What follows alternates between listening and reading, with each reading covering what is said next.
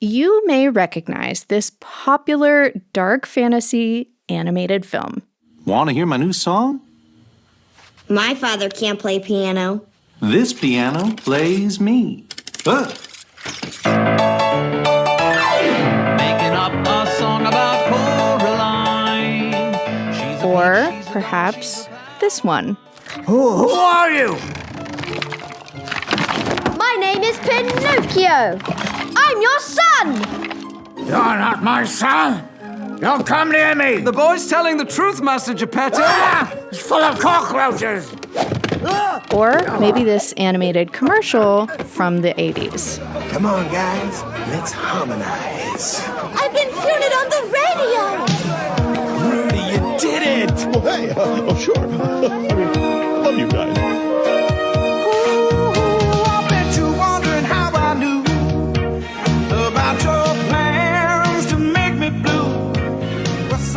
That was Coraline, Guillermo del Toro's Pinocchio, and Will Vinton Studios' California Raisins ad from 1986. And all three came out of Oregon, the hotspot for animation magic. In the animation world, this is considered a mecca for animation. Animation in Oregon is really huge. It's actually pretty absurd, the amount of talent that is located here in this state. There's still a real strong ethic here of we're going to do stop motion, we're going to make rats for Portlandia, or we can do animation in all these different ways, because we're Portland.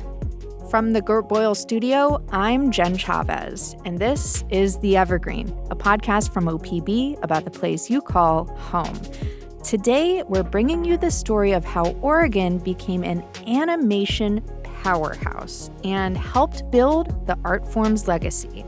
OPB's Oregon Art Beat producer Eric Slade helped make a documentary about Oregon's animation scene, and he's here with us to break it all down. Eric, thank you so much for being here on The Evergreen with us today. Thank you for having me, Jen.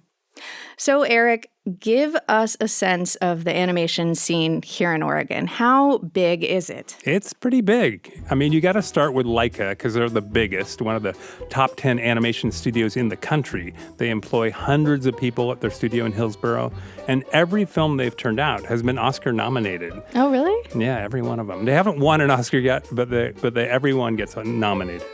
And they're always working on a new film. And they're big budget, like $50 to $60 million range. So they're a big deal. Right now, in fact, they're working on Wildwood, which is based on the Colin Meloy book. Oh, and Colin Meloy, he's the lead singer of the Decemberists? That's the one. Yeah, cool. And then over in Northwest Portland, there's Shadow Machine, opened in 2015. They actually have a branch in Hollywood that's been going for a long time. And then they moved up here in 2015 because they're getting so big. People have probably heard of them because of Pinocchio, which won the Oscar last year.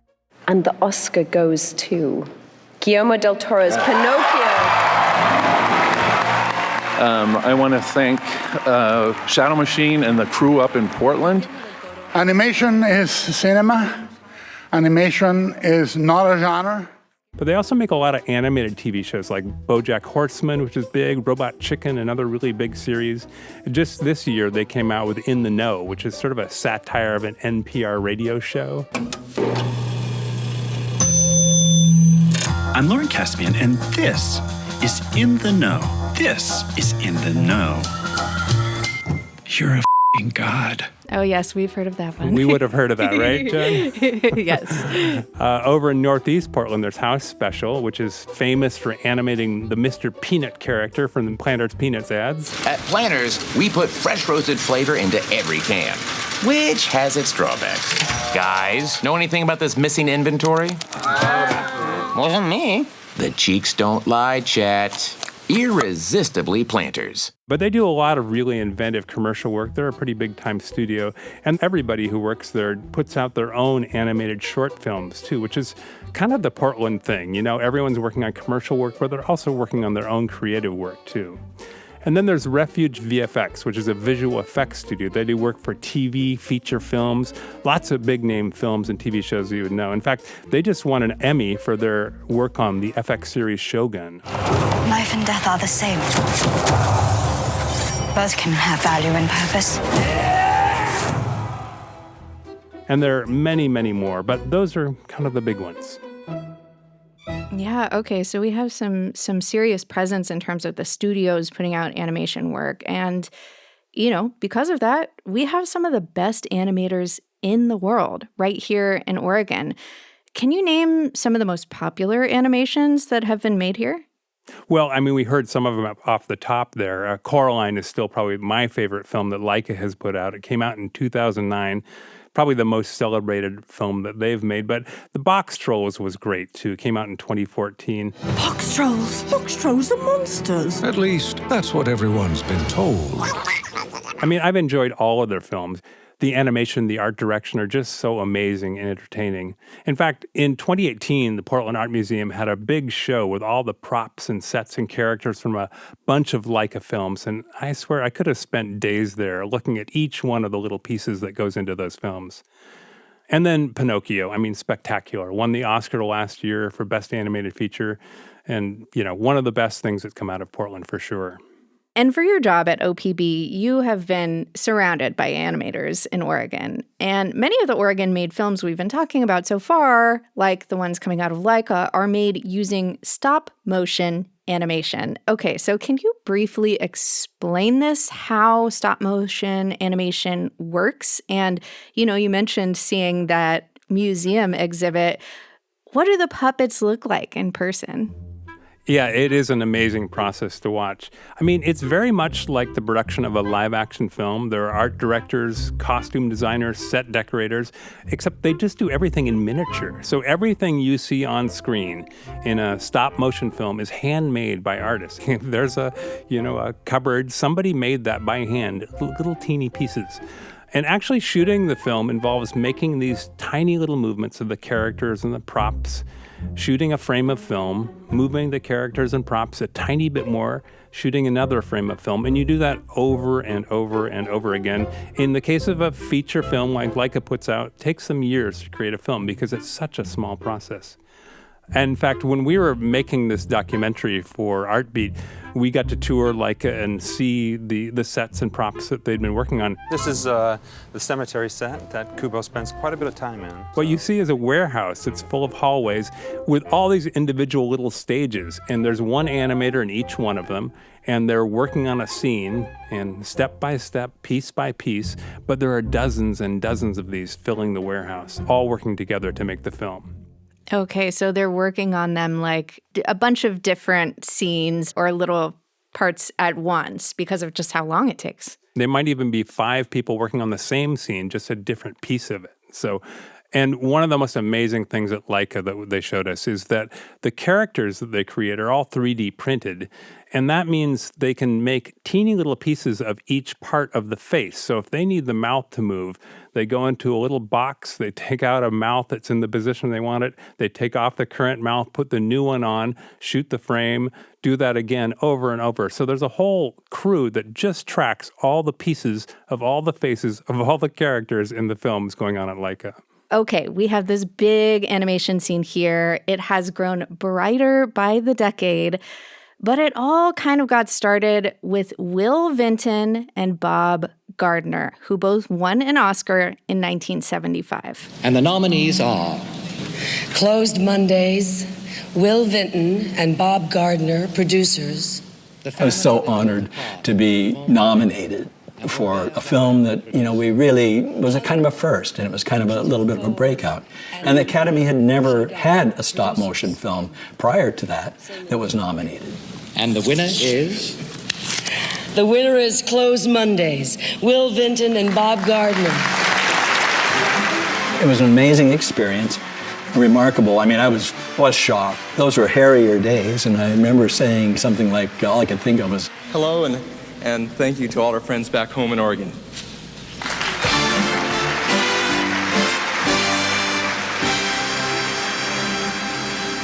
Oregon shout out. That was Will Vinton recalling that night back in 1975.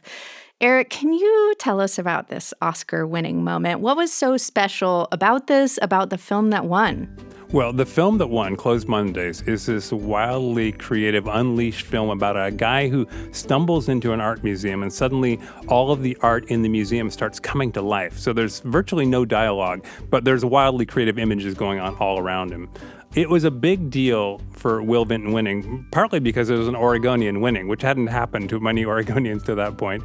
That was a big deal. But it's also a big deal because it was stop motion, as Will said before, which wasn't really happening in those days. Stop motion was kind of considered old-fashioned and pretty much dead when Vinton and Gardner made that film. So at the time, everything was being done with traditional cell animation, like Bugs Bunny, where they paint each cell individually. So it was a groundbreaking event in a lot of different ways.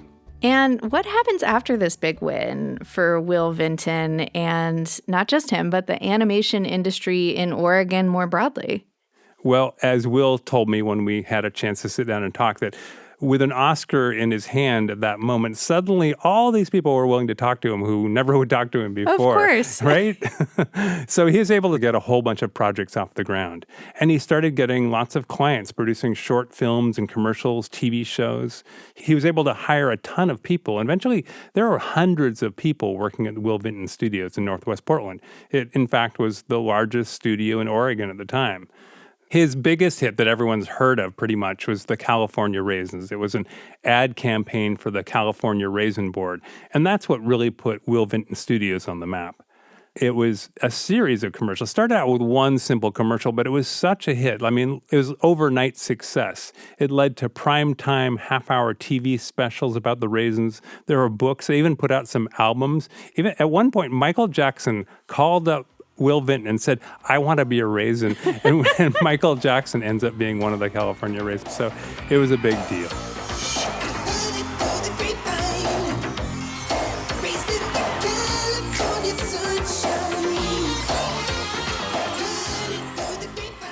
It was also Vinton Studios that developed the M&M's campaign. They're the ones who turned the M&M's into animated characters, and it's still going today. In fact, really? Yeah, they say it's the longest running ad campaign in the history of ads. I think it's also important to note that it was Will Vinton who came up with the term claymation, which is sort of a household word these days, but he's the one who invented it. There is a really great documentary called Clay Dream that came out a couple years ago where they tell the whole entire Will Vinton story. Okay, I am intrigued. I'm definitely going to have to check that one out. Okay, so Will Vinton, he creates his own studio, employs hundreds of people, and then builds the largest film studio Oregon has ever seen. That's huge. And Eric, you got to speak with Vinton a year before he died in 2018. How will you remember his legacy in Oregon? You know, it was great when we got a chance to talk. He was in a place of kind of looking back at the work he'd been doing, and he'd been through a lot at that point. It was really great to hear him reflect on his work. I'm really proud of the fact that we really helped to usher in 3D animation to the world, and really importantly, to adult appeal for animation. I'm also really proud of what we built here in the region. We pulled in wherever we could, artists from the local community to fill the ranks of the company. A lot of them were probably practically unhireable in some places, but great artists, that we nurtured and supported. And so I'm really proud of that because we built such a great creative company for a very long time. Coming up after a break, other artists who made Oregon a hotspot for animation.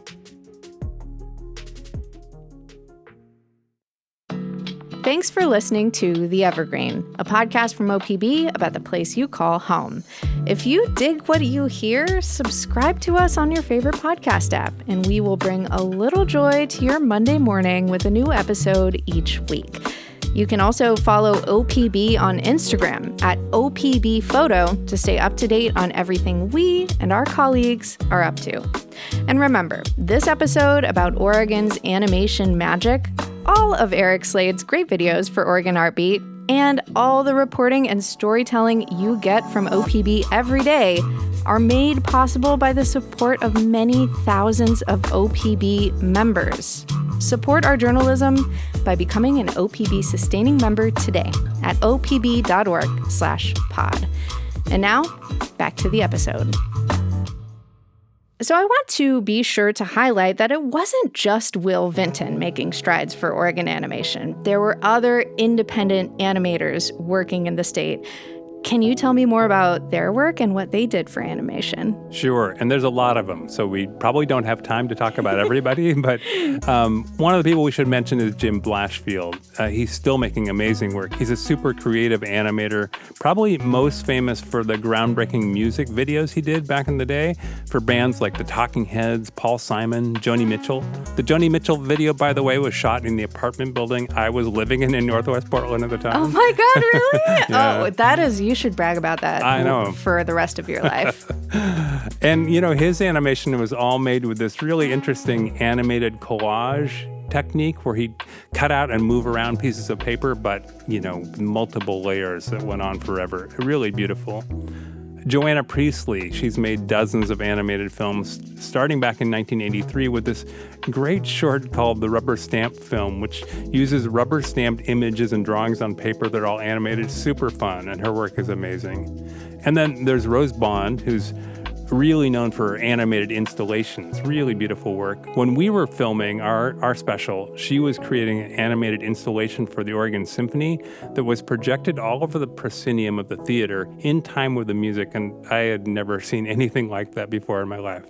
And of course, then there's Joan Gratz. I initially had a background in painting, and then I went to architecture school, which was such a long program that I started doing more painting. And then I started taking photographs of the paintings or shooting them on film. And then at a certain point realized I was actually animating. So what else can you tell us about Joan Gratz? She developed this amazing style of animation where she would basically paint with clay. And you actually see it in a bunch of the Will Vinton films, too. She was working for Will Vinton Studios at the time, and I think she'd actually brought this technique to Will Vinton Studios. She won the Oscar in 1992 for a really beautiful film called Mona Lisa Descending a Staircase that's done in that really inventive clay painting style. And the Oscar goes to Mona Lisa Descending a Staircase, Joan C. Gratz. Yeah, that's so fascinating. So another animator to highlight as well is Gerald Howard. I was always kind of fascinated with film and photography, and then later on animation sort of took hold, and it was kind of pivotal for me when I figured out that animation wasn't just something you consumed, it was something that you can make. Like many others, Howard got his start at Will Vinton Studios. I was there for 2.5 years, and it was like graduate school for me. I remember being so excited and wide-eyed. I was like, this whole building is about making cartoons. So, Eric, tell me about the work he's done. He's done so much. He worked on the Wallace and Gromit animated pieces over in England. He's very sought after because he's so good, and he does a lot of commercial work. But of course, he makes his own work too, like a lot of animation artists in town. During COVID, he made this beautiful piece called Quarantine Cat. Worst week of the pandemic so far is this new coronavirus. About a cat dealing with the pandemic by eating a lot of snack foods, like a lot of us did. Yes, haven't we all dealt with the pandemic that way? Continue. He has a really beautiful film called See the Truth that addresses the subject of prejudice and perception and how bias can be passed down through generations in a family. When we were filming, he was making this piece about the Paul Bunyan statue in the Kenton neighborhood. It comes to life and starts walking through town. And he's still working on that, and it's going to be amazing. Yeah, that sounds incredible. I can't wait to see it. Unfortunately, the animation industry isn't all sunshine. Recently, there's been tons of layoffs, especially at big studios like Pixar. They laid off about 14% of their staff just in May of 2024. We recently caught up with Gerald Howard to ask him how he's doing at the moment.